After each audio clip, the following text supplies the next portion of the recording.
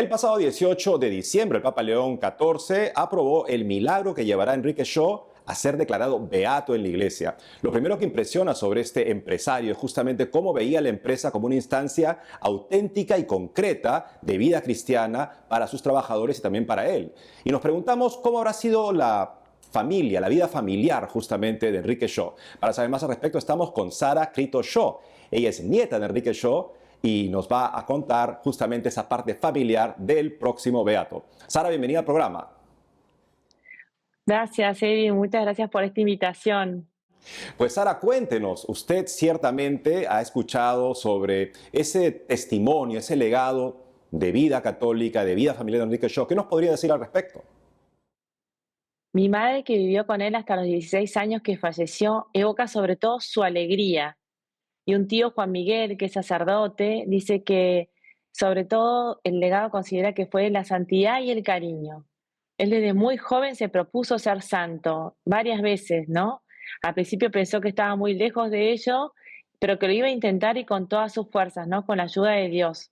Valoraba cada gracia como más valiosa que todos los bienes terrenos y no quería perderse ninguna para no perderse las que vendrían detrás.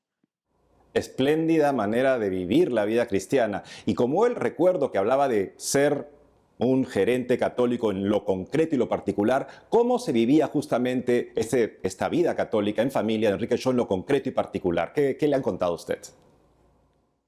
Bueno, él buscaba ser como los demás necesitan que uno sea, amable, buscaba mostrar la bondad de Dios.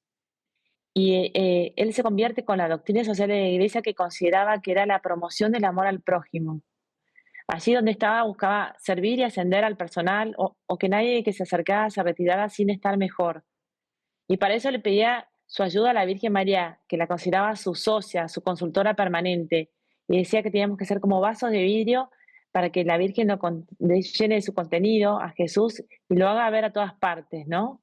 Y si nos ensuciamos, bueno, hacer los sacrificios, ir a los sacramentos. Él se refugiaba sobre todo en la Eucaristía. Ahí ya sacaba todas sus fuerzas yendo muy temprano, a las 7 de la mañana, a misa al Pilar, y los domingos en familia los hacía rezar a todos sus hijos. Y también rezaban el rosario en familia todos los días, decía que era la costumbre de más valor que le iban a dejar a sus hijos.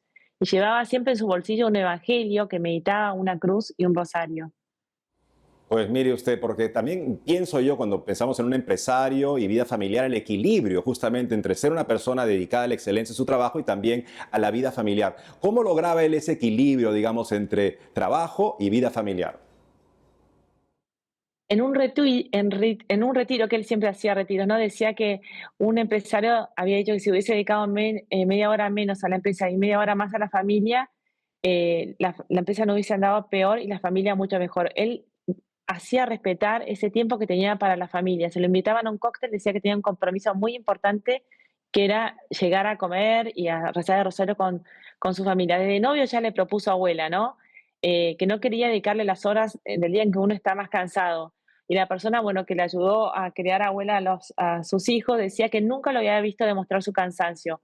Llegaba a su casa silbando, preguntaba a cada uno de sus hijos por sus cosas, y a los más chiquitos los alzaba y comía de verdad con ellos, y a la noche mientras estaban despiertos estaba con los chicos y iba preguntándoles si les preocupaba algo, cómo les había ido. Estaba muy presente, los escuchaba atentamente, recuerdan que se ponía a la altura de los ojos de cada uno, porque si eran bajitos se arrodillaba, ¿no?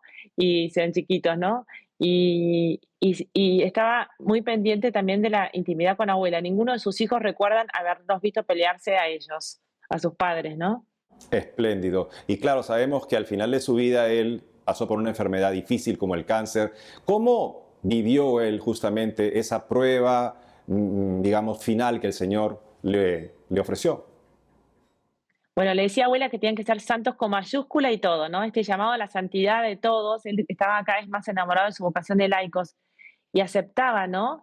Esto ofrecía, por ejemplo, si le ofrecían agua antes de morir, él decía que lo ofrecía por quienes no tienen agua corriente en sus casas, ¿no? Él no pretendía ver la voluntad de Dios más allá de lo inmediato, ¿no? Él ofrecía a Dios todo para su gloria, ¿no? Y si le pedía esa enfermedad, así lo era, ¿no? Y ofreció sus sufrimientos para que su padre, que era agnóstico, se convierta y se casó, comulgó y bueno, se confesó pocos días antes de que él falleciera. Espléndido testimonio, Sara Crito Show. Gracias por permitirnos acercarnos a este ámbito familiar del próximo beato, que será el primer beato de la ciudad de Buenos Aires, justamente el primer beato porteño, como usted me comentaba. Un placer estar con nosotros el día de hoy. Muchísimas gracias, Eddie, y a todos los televidentes.